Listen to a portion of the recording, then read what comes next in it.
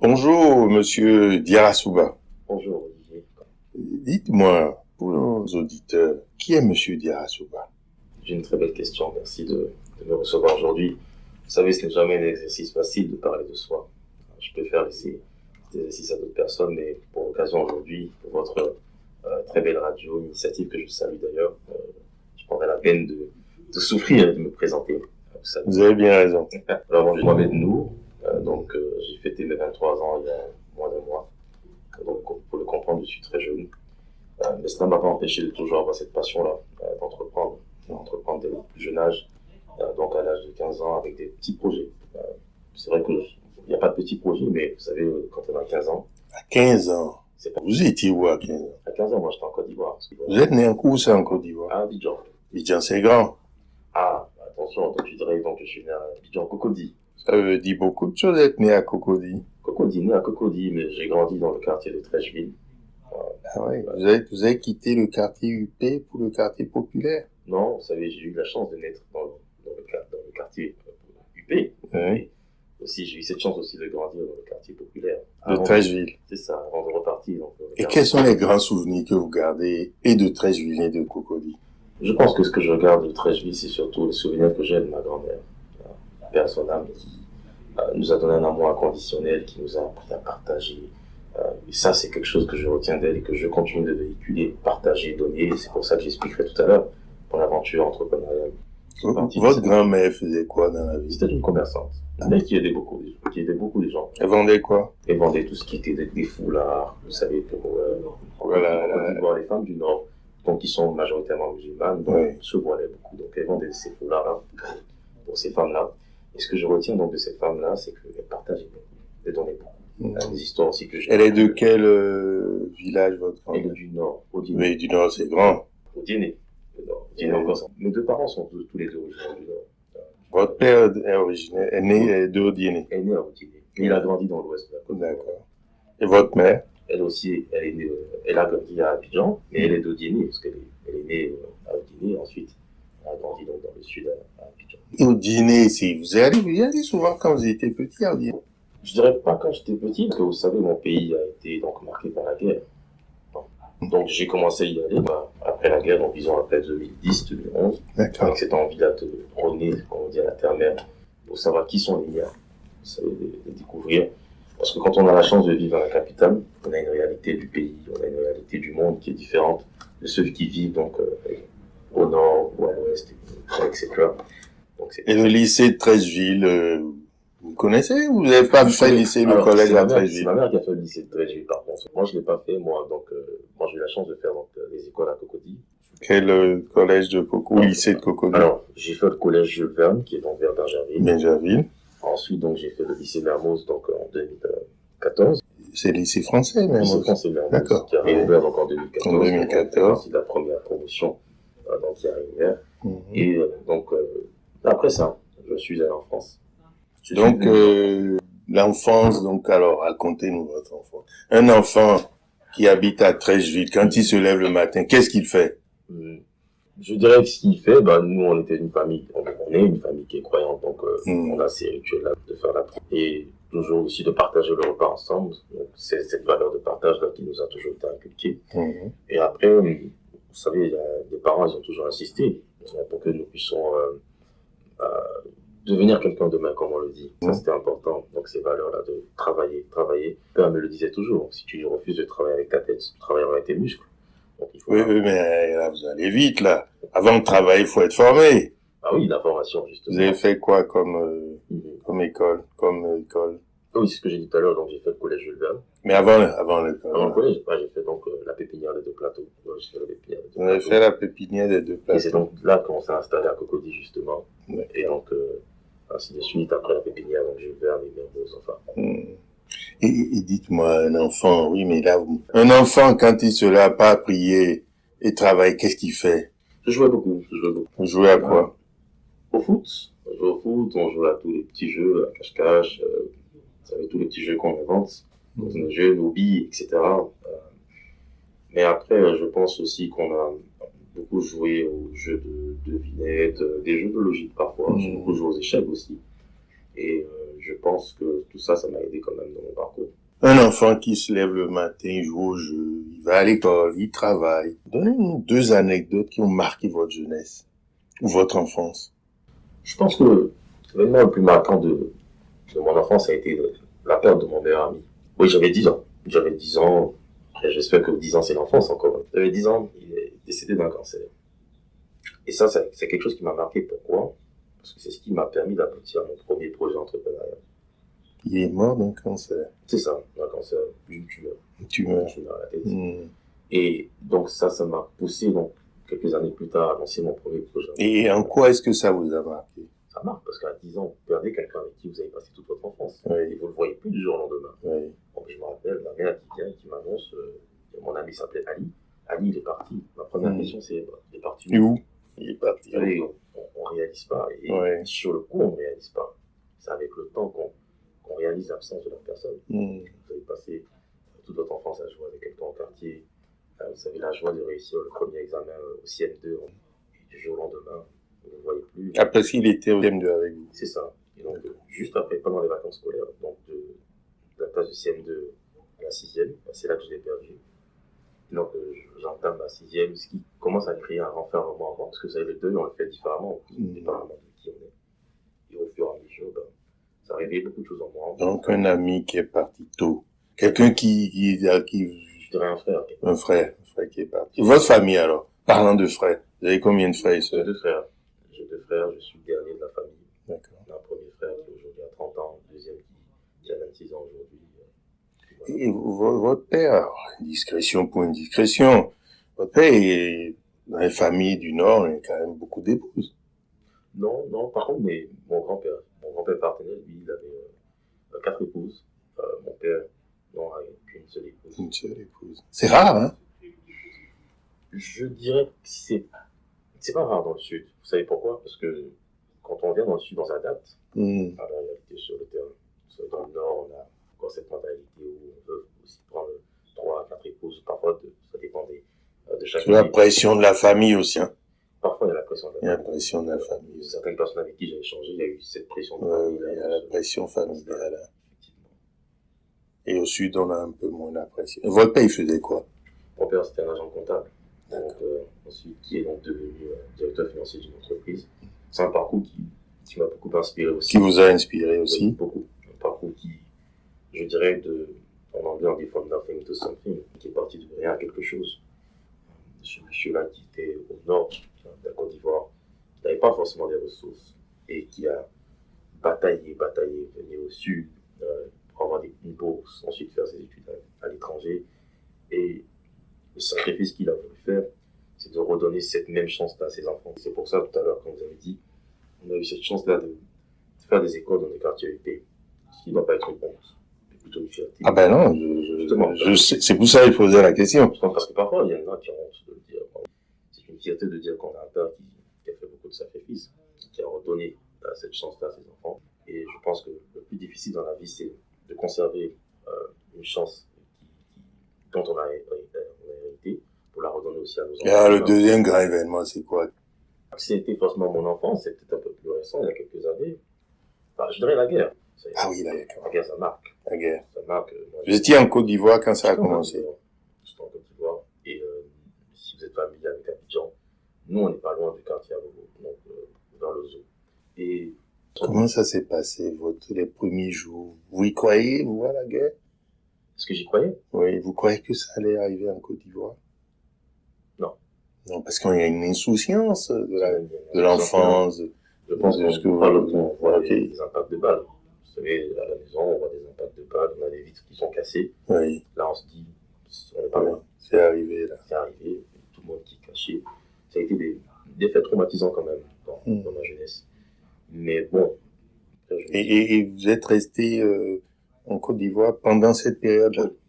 On pouvait aller nulle part. On pouvait aller nulle part. Et la situation sociopolitique aussi n'était pas favorable pour sortir du pays. Vous savez, les frontières étaient fermées, il y avait beaucoup de choses. Mais bon, je suis content de voir aujourd'hui que la situation a changé. Et donc, il y a eu la guerre. Et comment vivait un jeune enfant pendant une période? Vous n'avez pas à l'école? Pas à l'école. il y Vous avait pas jouez de jeu, plus? il n'y avait pas Internet à Le l'époque. football dont vous football. avez parlé, les Il jeux n'y avait pas de Internet à l'époque. devinettes, les amis, qu'est-ce Il n'y qu'on... avait pas les amis, justement. Oui. Parce qu'à l'époque, on n'avait pas forcément de téléphone, nous, on était très jeunes. Donc, c'était 1 ou 2, 3 mois, je crois, sans contact avec les amis. Donc, c'était plus des moments familiaux. Donc, Ça a renforcé le lien ça renforçait familial. les liens.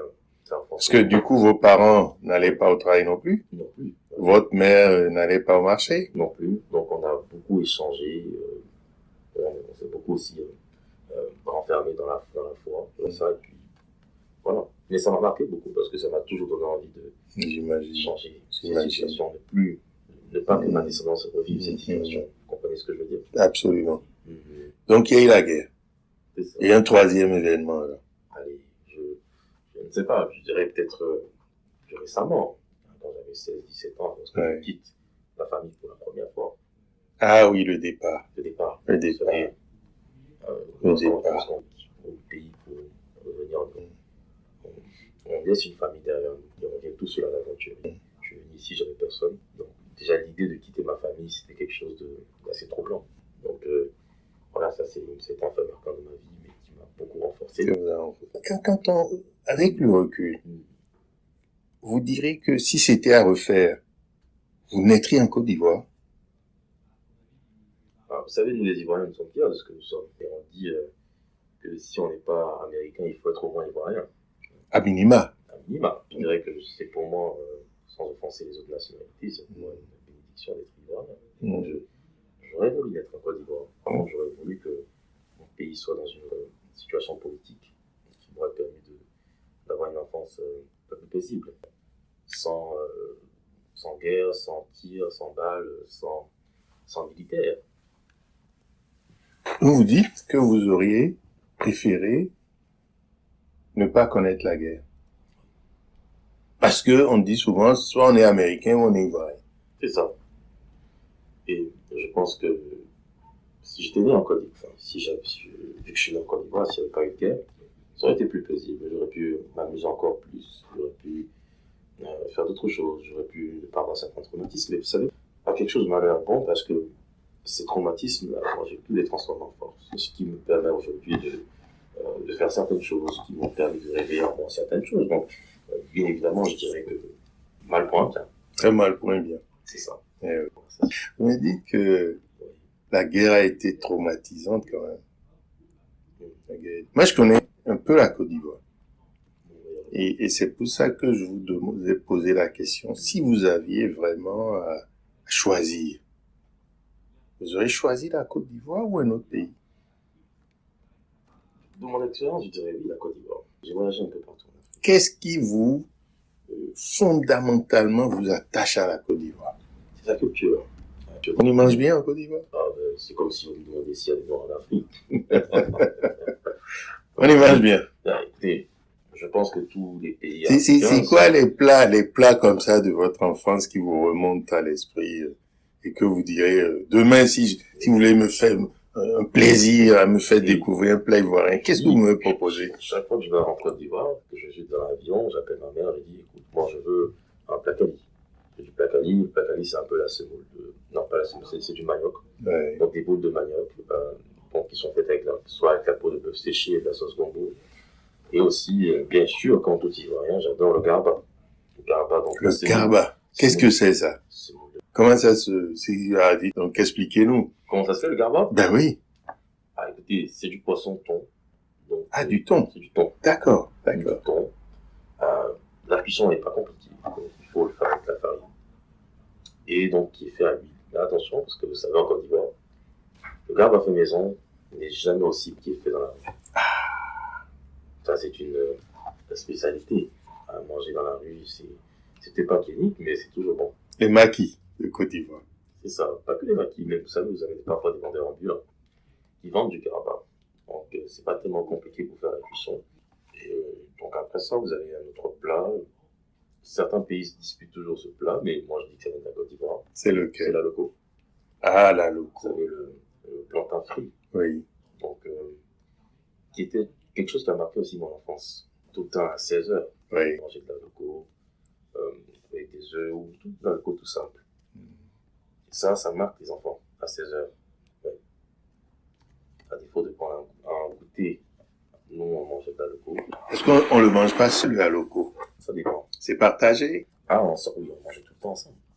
Je pense qu'il y a des plats qui se servent en groupe. Vous savez, manger la loco tout seul, pour moi, il n'y a pas de saveur. On est ensemble, on a le temps de savourer et parfois de critiquer la cuisinière ensemble. C'est bien ça. Mais vous m'avez dit tout à l'heure que vous avez des frères, 2 frères, c'est ça? Et donc, dans votre enfance, vous avez quand même eu des rencontres féminines. Comment c'est? Non, c'est interdit. Je dirais pas que c'est interdit. Et les jeunes filles de son âge? Non, bah, si, bien sûr, j'en ai eu beaucoup, des amies filles. J'ai déjà dans ma famille, mes cousines. Ben, il y a cette proximité qui est là. Je vous ai dit qu'on était tous là avec la grand-mère. Qui était le ferment. C'est ça, donc on était très complices, on est toujours avec les cousines. À l'école, c'est pareil avec les amies filles. Vous savez, moi, j'ai toujours eu une proximité avec la gente féminine.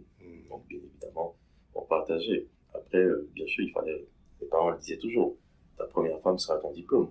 Donc, c'est bien sûr de se concentrer sur les études et puis après, bien évidemment, de chercher donc cette personne-là qui va nous accompagner dans notre vie. Oui, c'est ça la Côte d'Ivoire. On y mange bien. Il y a une joie de vivre, bien sûr, qui est partagée, qui est contagieuse dans les familles et tout. Et donc effectivement, oui, vous avez une enfance très heureuse. Je ne m'en plains pas.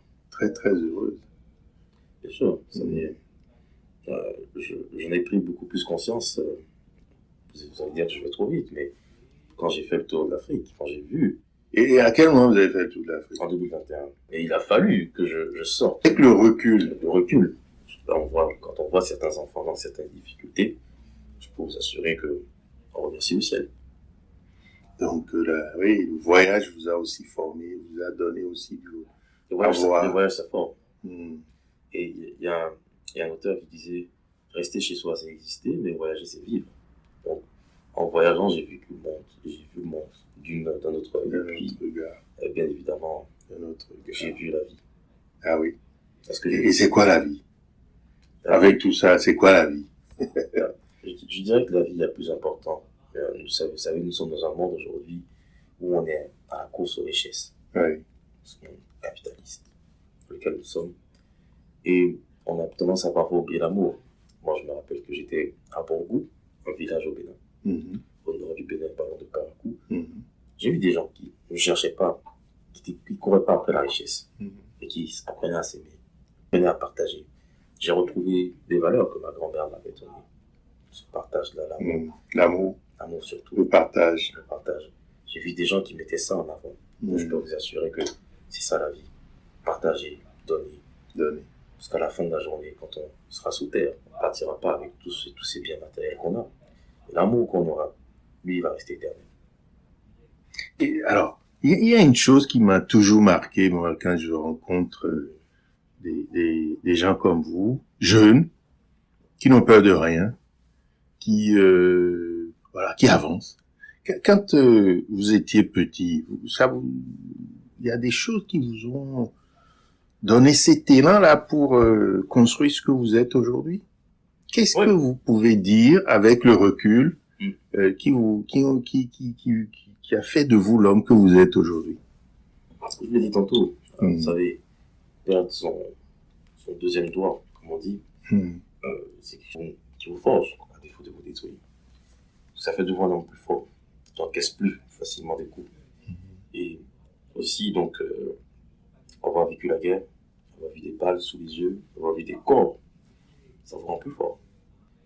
Vous savez, le combat le plus difficile de la vie, c'est là. C'est la lutte contre la mort. C'est le mystère qu'on ne pourra jamais percer parce qu'on ne sait pas quand est-ce qu'on va mourir. Et moi, je me dis, j'ai la chance aujourd'hui, 23 ans que j'ai réussi ce combat. Peut-être que je vais m'arrêter à la 23e année ou à la 24e. Mais au moins vous avez déjà... Jusque-là, j'ai battu la mort. Et donc, de quoi est-ce que je peux avoir peur si j'arrive à battre la mort pour l'instant? Donc, pour l'instant, je suis parmi les gagnants. Je sais que je serai parmi les défaitistes. Bon, mais alors, là, vous vivez où exactement aujourd'hui? En ce moment, je vis au Canada. Parce que vous m'avez dit, À quel âge déjà vous avez quitté vos parents? À 16 ans et demi. À 16 ans et demi. C'est un choix, c'est une nécessité, c'est vous-même qui avez choisi ou c'est vos parents qui ont décidé pour vous? C'est les parents qui ont décidé que j'aurais un meilleur avenir en allant faire mes études à l'étranger et que je reviendrai plus tard. J'avais pas forcément envie, j'y croyais pas forcément. Moi, j'ai toujours... Et toute votre famille à l'étranger? Vos frères, vos autres frères sont partis en même temps que vous? C'est ça. Mais dans le même pays? Dans le même pays, mais pas nécessairement dans la même ville. Non, dans la même ville. Donc, moi, j'avais pas envie de partir. Côte d'Ivoire, Abidjan, 13 villes, parti à 16 ans, c'est quand même... Même à 16 ans, on est toujours dans cette insouciance. Non, bien sûr. Il y a une autre réalité ici. Vous savez, parfois, quand je vois mes frères qui prennent le bateau, qui viennent ici à la recherche d'un rêve, parfois on se rend compte que ce rêve, il n'existe pas réellement. Et attendez, là vous allez vite, là, comme toujours. J'ai insisté sur ma jeunesse. Dites-moi, vous êtes arrivé dans quelle ville en France? Saint-Étienne. À Saint-Étienne. Saint-Étienne, pas un choc. Ouais, le choc, bien sûr. C'est une ville qui essaie de renaître.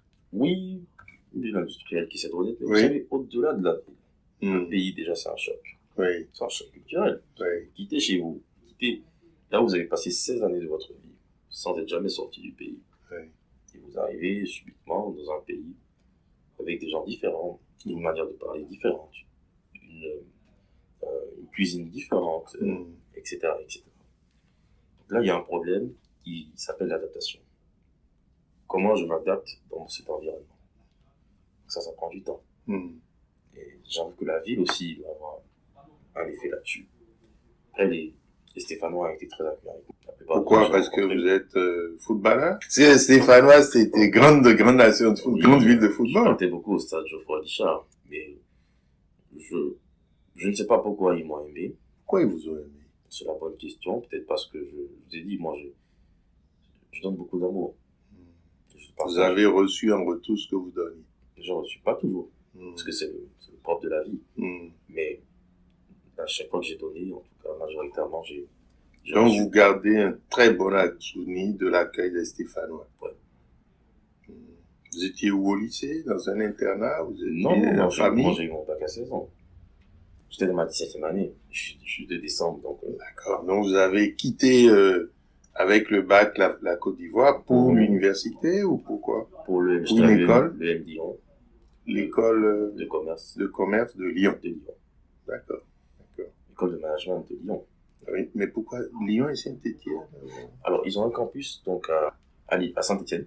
Ok. Lyon Saint-Étienne, c'est juste 40 minutes. Oui. Donc, ils ont un campus qui était sur Saint-Étienne. D'accord. Le campus de mon programme en question. Un programme donc en administration des affaires et en finance. Ok. Un bachelor. J'étais sur le campus de Saint-Étienne, donc je vivais en même temps à Saint-Étienne. D'accord. Et à Saint-Étienne, c'est encore une autre expérience, là? Oui, une expérience d'étudiant. Vous savez, faire à manger, déjà, c'est le premier problème.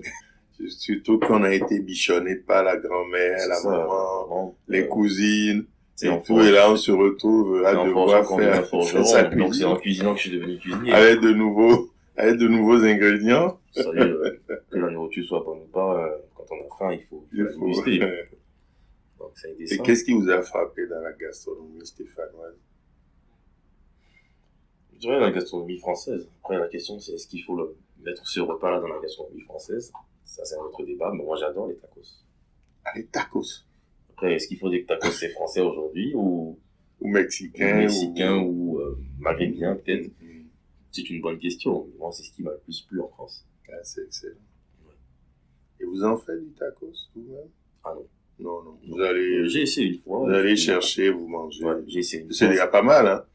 Ouais, j'ai essayé, mais ça a été une mauvaise expérience. Une belle expérience. Vous avez compris qu'il faut laisser faire les professionnels. Donc, Saint-Étienne, et vous avez fini votre diplôme de votre bachelor à Saint-Étienne? Oui et non. Alors, donc, c'était une formation en 4 ans que je devais faire. Après 2 ans, donc j'étais parmi les mieux notés de l'école, on va dire. Donc, on a été 13, on a été envoyé donc au Canada. Ah oui, d'accord. Pour faire donc un double diplôme. Où ça, au Canada? À Toronto. À Toronto. À l'université de York. York York University, C'est ça, à Toronto. c'est bien ça. Donc on a été envoyé. Donc là, j'ai fait un double diplôme. Donc j'ai terminé à la fois Saint-Étienne à distance. Oui, Et donc terminé aussi à York. C'est ça. excellent.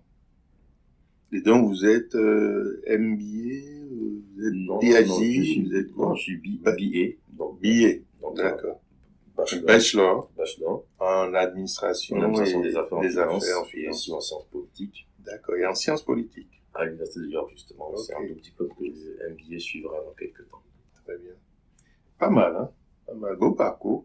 Et alors, la Côte d'Ivoire, la France, le Canada, et aujourd'hui, toujours Canada? Toujours au Canada. Toujours au Canada.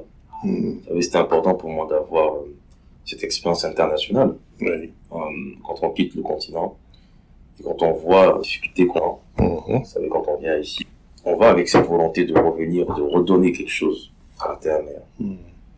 Et la Bible dit très bien, en anglais, to whom much is given, much is required. Donc, ceux à qui on a beaucoup donné, il faudra qu'ils donnent beaucoup aussi en retour.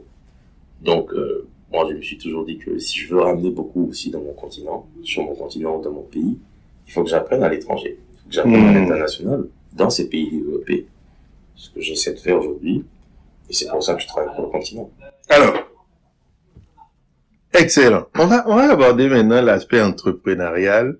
Mais mon petit doigt me dit que vous êtes plutôt en politique qu'en entrepreneuriat. Est-ce que je me trompe? Je pense que mes réponses vous donneront pas. J'aimerais avoir tort. Mais parlez-moi un peu de politique, parce que vous voulez faire bouger beaucoup de lignes. Hein. Pourquoi vous dites ça? Comme ça, mon petit doigt. Ah bon? Qu'est-ce que vous entendez par bouger les lignes? Ah ben, c'est ce que vous allez me dire. Ah ben, non, mais vous savez, moi, mon engagement politique, il a commencé en 2022 au Canada, lorsque j'étais dans l'équipe de l'ex-vice-premier ministre Dominique Anglade, où je rejoins son équipe dans le cadre du Parti libéral. Je deviens directeur de campagne du Parti libéral pour une circonscription. Et pourquoi j'intègre le Parti libéral? Le Parti libéral prônait beaucoup de valeurs, notamment celle de l'inclusion. Et vous savez, au Canada, le Canada est une terre d'immigration, où il y a beaucoup de communautés. Et moi, je me suis toujours dit que, à défaut de travailler pour mon continent, je travaillerais pour ma communauté, pour la diaspora. C'est pour ça que je salue votre initiative avec votre radio. Je travaille pour la diaspora. Parce que la diaspora, c'est aussi l'Afrique. Et la diaspora, c'est le trésor de l'Afrique. Donc, je rejoins la campagne de Dominique Anglade, en tant que directeur de campagne. Et c'est là que commence mon engagement politique, avant de devenir conseiller de certains maires, de certains présidents de conseils municipaux, de certains ministres, etc., etc. Et je pense aussi que ça a été une belle expérience quand même, d'avoir été dans la politique. Donc, pour l'instant, vous n'êtes pas élu, vous n'êtes pas candidat vous-même, non, mais vous susurrez à l'oreille des dirigeants, c'est ça? Vous chuchotez à leurs oreilles. Ce qu'on aime bien me dire, je donnais une interview à un média qui me disait vous ne faites pas de politique, mais vous faites des politiciens. Vous faites de la politique. Bah, écoutez, je pense qu'on fait de la politique dans tout ce qu'on fait aujourd'hui. Alors, vous savez, si je puis me permettre, dites-moi. Ceux qui font la politique, c'est vraiment ceux qui font les idées. Oui, bien sûr. Vous savez, aujourd'hui, je rejoins votre définition et je supporte votre définition. Mais il y a cette connotation-là aujourd'hui, des gens, quand ils entendent faire de la politique, c'est peut-être être élu. Oui, je comprends. Je pense qu'on fait de la politique dans tout ce qu'on fait aujourd'hui. Même en créant une entreprise, on fait de la politique économique. On est en train de revoir l'économie d'un pays. En faisant une entreprise sociale, c'est de la politique sociale qu'on est en train de faire. Donc oui, je fais de la politique. Et vous aussi faites de la politique d'information à travers votre radio. En effet. Et dites-moi alors, donc maintenant on va arriver à votre entreprise. Comment il s'appelle votre entreprise? Alors, j'en ai 3 aujourd'hui. D'accord. Donc, je commencerai par la première, pour moi, qui a beaucoup plus de valeur à mes yeux. Pas que je n'aime pas les autres. C'est la Mel Academy. La Mel Academy où on forme des jeunes. Donc, c'est quoi? C'est une école? C'est une école digitale. Une école digitale. Digitale qui tendra, bien sûr, dans les prochaines années, des écoles physiques dans plusieurs pays africains. D'accord. Donc, on forme des jeunes. On les forme à l'entrepreneuriat. On les forme au digital en Afrique. Et au cours de la dernière année 2022, c'est plus de 1000 jeunes que nous avons formés avec les partenariats que nous avons eus, notamment avec un entrepreneur renommé John Young, si ça vous dit quelque chose. John Young. qui a été donc notre partenaire principal. Mhm. Et donc, on a formé avec lui 30 promotions. C'était une aventure, je pense, incroyable parce que je me souviens que je me levais tous les matins à 4h30. Parce que je suis au Canada, j'ai 5 heures d'avance 4 à 5 heures d'avance Le décalage, oui. sur les pays africains. Donc, il fallait que je me lève tôt, donner des formations. Et ça rejoint ce que je vous disais dès le plus jeune âge. J'ai eu une grand-mère et aussi des parents qui donnent beaucoup, qui partagent beaucoup. Et je me suis dit que ce que je pourrais donner aujourd'hui, à défaut de ne pas avoir les fonds, peu d'argent, c'est aussi de donner ce savoir-là que je donnais. Donc, c'est une école digitale C'est ça. ouverte sur le monde Qu'est-ce que vous entendez par ouverte sur le monde? ou dirigée vers les pays africains. Dirigée vers les pays africains. D'accord. Pour Pour former la jeunesse africaine. Pour former la jeunesse africaine à entreprendre en Afrique. À entreprendre en Afrique, bien sûr. C'est bien ça. Et aussi digital, parce qu'on est bien évidemment en retard. Donc, Digital en Afrique. votre proposition de valeur, c'est former la jeunesse africaine à entreprendre en Afrique. Oui, je reprendrai en disant qu'on est là pour combler le manque d'information et de formation de certains jeunes Africains en Afrique. Ils n'ont pas accès à l'information. Je prends mon pays, la Côte d'Ivoire, où on a officiellement un taux d'analphabétisation qui se rapproche de 50%. Je vous dis que donc, dès lors, on constate qu'il y a effectivement ce manque d'accès à l'information et ce manque d'accès à la formation qu'il faut combler. Comment on retrouve votre école? Sur Internet? Qu'est-ce qu'il faut taper pour retrouver votre école? Vous savez bien évidemment, les débuts ont été difficiles. Parce que moi, je pensais effectivement que ça se passait sur les réseaux sociaux. J'ai compris qu'on n'avait pas d'impact. En passant par les réseaux sociaux, donc on a prévu privilégier des partenariats, notamment avec John Young ou d'autres partenaires académiques. Et ces jeunes qu'on veut former aujourd'hui, ce sont des jeunes qui sont vraiment en difficulté. C'est pour ça qu'on a des défis. On a un premier défi. Votre cible. J'en viens juste. Vous allez à la cible. Mais avant, je veux savoir, je veux comprendre. La proposition de valeur, c'est former des jeunes. Former, dans un premier temps. Oui. Donc, dans les années à venir. Donc, c'est pouvoir financer les projets de ces jeunes-là. Parce qu'on les forme à l'entrepreneuriat. Vous êtes déjà allé loin pour moi. Vous êtes déjà allé très loin. Donc, on va prendre notre temps alors. Oui. C'est quoi la proposition de valeur? Qu'est-ce que vous apportez? On forme les jeunes. Attendez. Qu'est-ce que vous apportez, vous, aujourd'hui, que personne d'autre n'apporte et on vient vous voir, vous, pour ça? Oui. C'est ça votre proposition de valeur? Vous savez, dans la plupart des pays africains, il n'y a pas d'accès à la formation. Il n'y a pas de formation gratuite. Nous, notre formation est gratuite. Donc, la première chose, c'est apporter une formation gratuite à ces jeunes, à des jeunes en Afrique. Pour qu'ils deviennent entrepreneurs en Afrique. C'est ça. Est-ce que cette définition correspond à la proposition de valeur que vous avez chevillée au corps? Effectivement. Donc, former les jeunes gratuitement les jeunes en Afrique pour qu'ils entreprennent en Afrique. C'est ça. Une entreprise créée, c'est un emploi créé. Donc, en faisant cela, la proposition de valeur va s'agrandir. Et je vous explique. Parce que quand on crée une entreprise, on a créé un emploi au minimum. Et quand on crée un emploi au minimum, on vient de créer une source de richesse. Ainsi de suite, la chaîne de valeur va se faire. Elle se poursuit. Et votre cible alors, c'est qui la cible? Justement, j'en revenais. Donc, ce sont ces jeunes-là on a un défi, qui n'ont pas les moyens. Le défi qu'on a aujourd'hui, c'est que ces jeunes-là n'ont pas toujours accès à Internet, n'ont pas toujours accès à l'électricité. Donc ça aussi, ce sont les défis majeurs qu'on doit combler.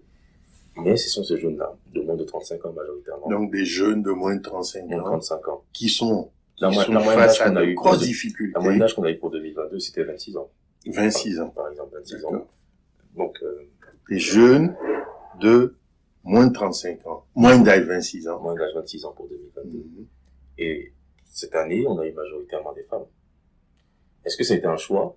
Je ne sais pas. Mais je pense qu'il y a plus une volonté au niveau des femmes d'entreprendre. Donc, ce qui fait qu'on a beaucoup plus de femmes aujourd'hui sur le continent qui ont envie de lancer un projet.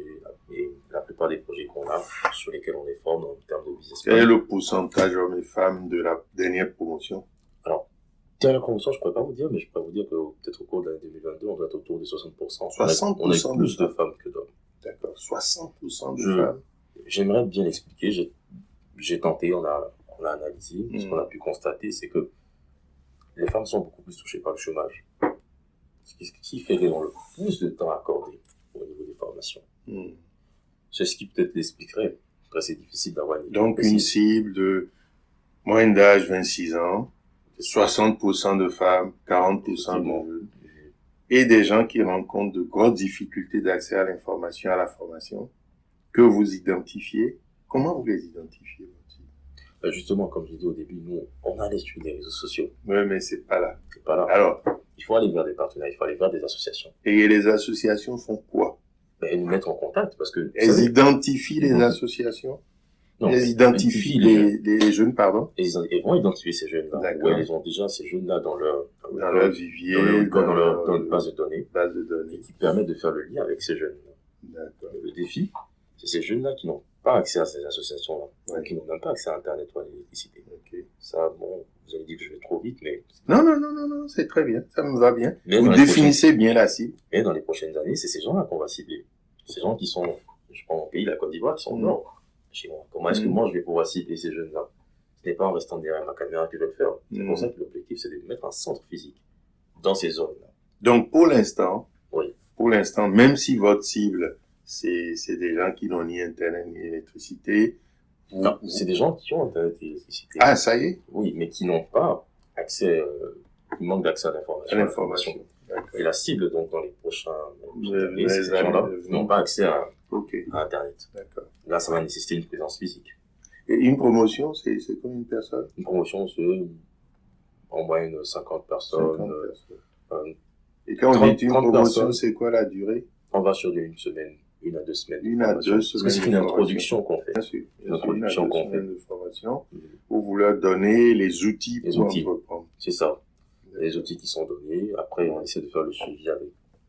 C'est l'inconvénient qu'on a aussi pour le suivi. Vous savez, le manque de connectivité aujourd'hui fait qu'on ne peut pas avoir un suivi qui est totalement parfait. On essaie de faire un suivi, ceux qui arrivent à lancer des projets, ceux qui font des demandes de financement.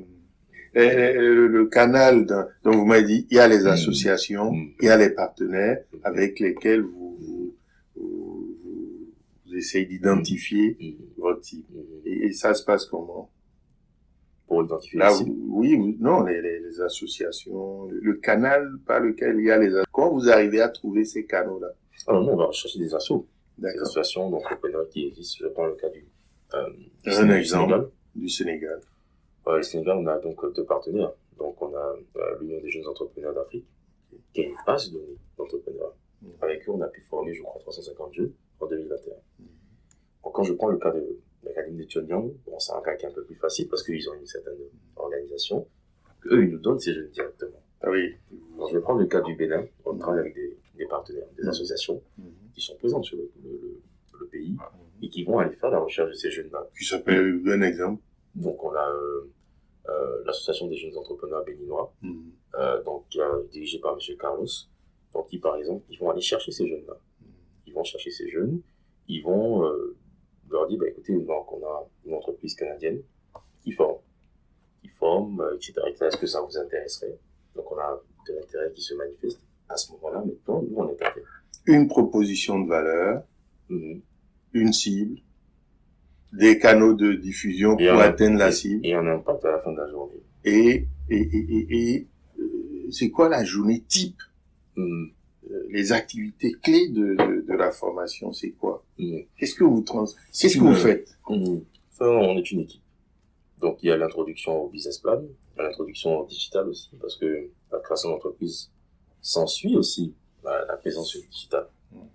Il y a aussi l'introduction donc à la gestion financière. Parce qu'il faut apprendre à gérer les flux financiers dans une entreprise. Puis voilà, il y a aussi l'introduction, donc j'ai dit marketing digital, business plan, finance. Et pour certains, on est en train de mettre en place donc le coding, donc pour les jeunes.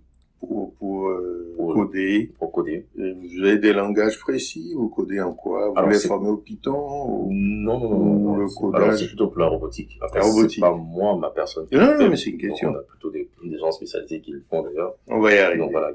C'est pour ça que je vous posais la question. Ouais. Donc ils forment au codage. Donc on a en ce moment un projet donc avec Tionyang justement, on veut former donc 200 jeunes de moins de 12 ans au codage. Donc on va le lancer en 2023. Et puis, voilà. Des partenaires. Et alors, c'est qui vous citez beaucoup? Tion Nyan, c'est ça? C'est mon mentor. C'est qui ce monsieur? Alors, je dirais pour moi, c'est un mentor, C'est un partenaire clé, hein. Ce que j'entends, oui, c'est un partenaire clé. Alors, qui est ce Tion Nyan? John a été donc co-président des Jeunes démocrates pour la campagne du président Obama pour 2008 et 2012. Il est aussi cofondateur de Econ Latin Africa, un projet qui veut revaloriser l'électricité partout en Afrique, et aussi qui est beaucoup engagé pour la jeunesse africaine. Donc, à travers la formation, à travers aussi l'agriculture, où il forme les jeunes à l'agriculture. Il forme aussi les jeunes au métier du digital, ce qui donc a valu donc, le partenariat que nous avons eu avec ce dernier. Et qu'est-ce qu'il vous a apporté? Pour l'entreprise de formation? Oui. Oui, bien évidemment, il nous a apporté donc ça, Gival Projects, son académie, nous a apporté ces jeunes-là, sénégalais. Nous, on n'a pas nécessairement accès à ces personnes-là.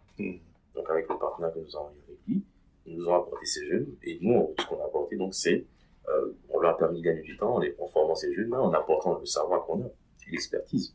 Des partenaires, des activités clés, la formation, le marketing, en termes de logistique maintenant, parce que là, oui, il y a quand même une vraie question de logistique. Oui. Vous m'avez dit tout à l'heure, vous levez à 5 heures à l'avance, ils dorment encore, 4 heures à l'avance, ils dorment encore, et comment vous faites tout ça? Je suis dirigé par la passion. Il y a un côté logistique dont Non, à mon niveau, non. Il n'y a pas forcément de côté logistique. Parce qu'il faut juste un ordinateur, un petit micro bien installé, et la volonté de donner des cours.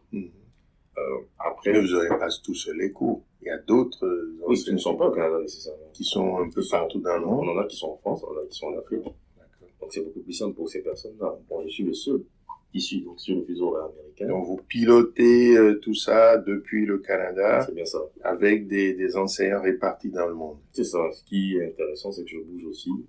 Donc je dirais pas que je pilote depuis le Canada. D'ailleurs, c'est aussi ça la raison de ma présence sur le territoire français.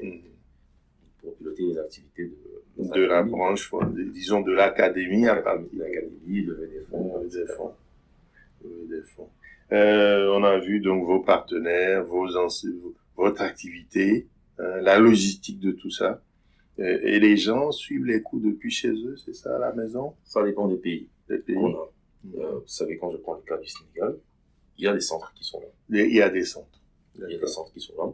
Quand je prends le cas du Bénin, on n'a pas de centre partenaire. Donc c'est depuis la maison. Quand je prends le cas de la Côte d'Ivoire, donc on a un centre aussi qui est là, partenaire. L'objectif, c'est qu'on puisse avoir soit nous-mêmes nos centres dans les prochaines années, ou soit on ait des centres partenaires pour que les jeunes ils puissent venir justement dans ces centres-là pour donc suivre des formations. Ça nécessite quand même des charges, tout ça. Bien sûr. C'est quoi les centres de coûts dans une activité comme ça? Je pense que le centre de coûts qu'on a eu, surtout au commencement, c'est les centres partenaires qu'on a. Il fallait les équiper en termes de matériel informatique, il fallait les équiper pour le projecteur, parce que, je veux dire, donc, si on devrait parler en termes d'euros, ça n'atteint pas les 5 000 euros. Donc, un centre à créer, c'est de l'ordre de 5 000 euros. Je dirais pas un centre à créer, le centre qui existe déjà. Un centre à équiper. Équiper un centre. Et pouvoir y mettre combien de personnes? Toute la promotion? Pour les ordinateurs? Oui, c'est toute une promotion que vous mettez. Oui, qui est là dans le centre. Donc une soixantaine de places. Non. Une cinquantaine. On en a à peu près une cinquantaine de places, mais on n'a pas 50 ordinateurs par contre. D'accord. Donc parfois il y a 3 personnes qui se mettent sur un seul et même ordinateur. Et quand on a la chance, une chance ou un malheur, d'avoir moins de personnes, donc c'est beaucoup plus simple. Après, donc, on a un coût, c'est qu'on a parfois des enseignants qui veulent aussi une rémunération. Il y en a qui le font bénéficier. Je dirais pas que ceux qui demandent de l'argent n'adhèrent vision, mais peut-être il y en a d'autres qui adhèrent encore plus à la vision et qui comprennent que c'est un projet qu'on est en train de démarrer sur le long terme. Et donc, qui adhèrent bénévolement à la vision. Donc, on a d'autres qui demandent donc des coûts horaires. Donc, quand on regarde la qualité de la formation, bien sûr. On se comprend qu'ils ont besoin d'être payés.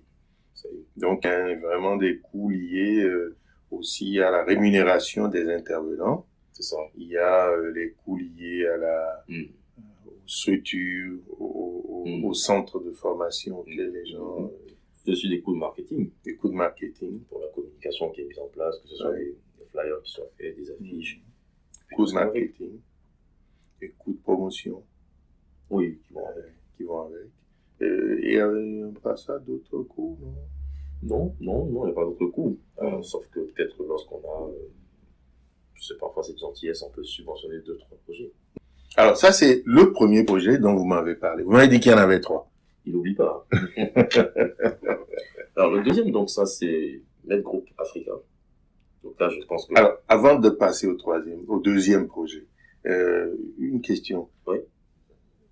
Vous avez des coûts? Il faut les financer. Comment vous équilibrez Pour la Med Academy, Oui. tout se fait sur fonds propres. C'est cette envie-là, cette ambition. Mais peut-être que si j'explique ce que c'est que Med Group Africa, vous allez comprendre les fonds... La philosophie derrière. Mhm. Parce que là, il faut bien compenser ces coûts. Et c'est pour ça qu'on va lever des fonds, justement. Parce que donc aujourd'hui, vous levez des fonds. Sociale. On va lever des fonds. Vous n'avez pas encore levé. Pour l'instant, tout a été fait sur fonds propres. Donc pour l'instant, vous financez vous-même l'ensemble de l'opération sur fonds propres. On finance tout sur fonds propres avec cette envie-là de vraiment impacter encore plus les jeunes. Financement sur fonds propres. C'est bien ça. Le financement, pour l'instant, il n'est pas énorme. Mais je me dis que la vision qu'on a va rendre ce financement-là, bien sûr, énorme à un moment donné. Ouais. Il faut bien sûr lever des fonds. Donc, pour l'instant, vous avez fait combien de centres comme ça? On en a 2. Vous avez 2 centres. Donc, un avec nos partenaires en Côte Où ça? d'Ivoire. En Côte d'Ivoire? À Abidjan, bien sûr. À Abidjan. À Abidjan. Et donc, Et un au Sénégal? En C'est Sénégal, ça? donc Un au avec, Sénégal. avec Divoire Project de Tchoubian. Ok. Et donc, là où les étudiants, enfin, l'association partenaire donc, de l'UGF, Oui. nous ramène donc des entrepreneurs donc, dans le centre. Mais la vision, c'est que bien sûr, à l'instar du Sénégal où le centre n'est pas dans la capitale, on veut faire pareil avec la Côte d'Ivoire. Parce que le centre est localisé dans des zones et plus où touchées. sont les jeunes pour éviter qu'ils aient à se déraciner de leur... Et c'est là où il y a le vrai besoin, en dehors des capitales.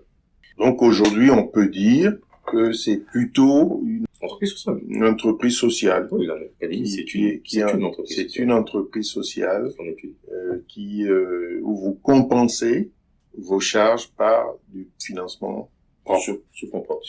Pour financer sur fonds propres, il faut en gagner ailleurs. Bien sûr. Donc ça veut dire que vous avez d'autres entreprises. Vous m'avez dit que vous en avez 2 autres. Oui, j'en ai 2 autres. Alors parlez-moi de la seconde. Alors, Med Group Africa. Med comme Ahmed. Med Group Africa. C'est bien ça. D'accord. Donc, là, ce qu'on fait simplement, donc, c'est qu'on accompagne les entrepreneurs à entreprendre en Afrique. Okay. Alors que l'autre, on est fort. Oui. Ceux-là qu'on accompagne, je prends votre exemple, vous décidez demain de créer une entreprise en Afrique. D'accord. On va vous accompagner à travers le business plan, à travers l'étude de marché, du conseil donc, en stratégie éventuellement, et avec des partenaires qu'on a, peut-être du conseil donc, en termes juridiques, etc. Et l'autre, le troisième? Troisième, donc ça c'est une entreprise dans le digital aujourd'hui, donc Amnour Agency, donc qui veut dire l'agence lumière si vous voulez, donc où on aide des entreprises à se transformer digitalement à travers donc création d'applications, de sites internet. Vos clients sont où? Vos clients c'est qui? Ah, nos clients, bah, c'est ces gens-là qui sont en Afrique bien sûr. Toujours en Afrique? Pas toujours en Afrique, mais la cible est en Afrique. On a eu des clients qui ont été au Canada, mais la cible est en Afrique parce qu'on veut, moi j'ai constaté un problème. Digitaliser il y a ce problème les entreprises africaines. On a des entreprises qui refusent de se digitaliser. Avec la solution digitale qu'on va vous proposer, on peut doubler le chiffre d'affaires ou le multiplier par 1,5 éventuellement. Ça, c'est notre proposition de valeur. Donc, vous accompagnez vous accompagnez dans la digitalisation des entreprises. C'est ça. Avec la promesse de démultiplier leur chiffre d'affaires. C'est ça. Et aujourd'hui, vous avez combien d'entreprises partenaires comme ça, ou clients? Avec Amnour Agency, on a eu 17 cette année. Amnour Agency, c'est ça? Hein? C'est ça. Et vous êtes sur Internet, je suppose? Oui, on a un site Internet, amnouragency.com, medgroupafrica.com, academymed.net. Et tout ça, vie, tourne. Med Group Africa, ça tourne. Oui. Ça tourne. Je pense que ma stratégie de communication a été très bonne avec Med Group Africa, où c'est une stratégie de communication qui est orientée vers la personne. Je suis très présent sur les réseaux sociaux, ce qui fait que beaucoup de gens, je parle beaucoup d'Afrique, donc beaucoup de gens veulent investir en Afrique. parce qu'ils me voient. Et donc, du coup, moi j'ai dit, mais à chaque fois j'ai des messages, Mohamed, j'aimerais entreprendre, mais je ne sais pas par où commencer. Vous savez, le propre de l'entrepreneur, c'est de pouvoir identifier un problème. Et quand vous avez une question qui est répétée à plusieurs reprises, quelque part, qu'est-ce que ça veut dire? Ça veut dire qu'il y a un besoin qui est là. C'est comme, par exemple, la question de la politique. Est-ce que il y a une opportunité? Quand on a un problème quelque part, il y a une opportunité. Vous êtes un passionné des sites, des endroits où il y a un problème à résoudre. C'est pour ça que j'aime l'Afrique. Parce qu'il y a beaucoup de choses à faire et à refaire. C'est une terre d'opportunité. Vous êtes passionné des terres d'opportunité. Je suis passionné par la recherche de solutions. Et je suis à la recherche de solutions pour mon continent. C'est pour ça que je suis là, pour chercher des solutions, pour rencontrer nos leaders et en apprendre, pour voir comment nous aussi, demain, on peut apporter des solutions au continent. Parce que nous sommes la génération de demain. Et dès lors, si nous, on n'a pas cette habitude de chercher des solutions, qui va le faire? Qu'est-ce qu'on va laisser demain à nos enfants? C'est une question d'héritage. Peu importe l'âge qu'on a aujourd'hui, c'est important pour nous d'apporter réellement quelque chose aux prochaines générations. Et ça, c'est le combat que nous, on a. C'est peut-être un combat qu'on a commencé tôt, vu l'âge qu'on a aujourd'hui. Mais je dirais que il n'y a pas d'âge. Tout est une question de volonté.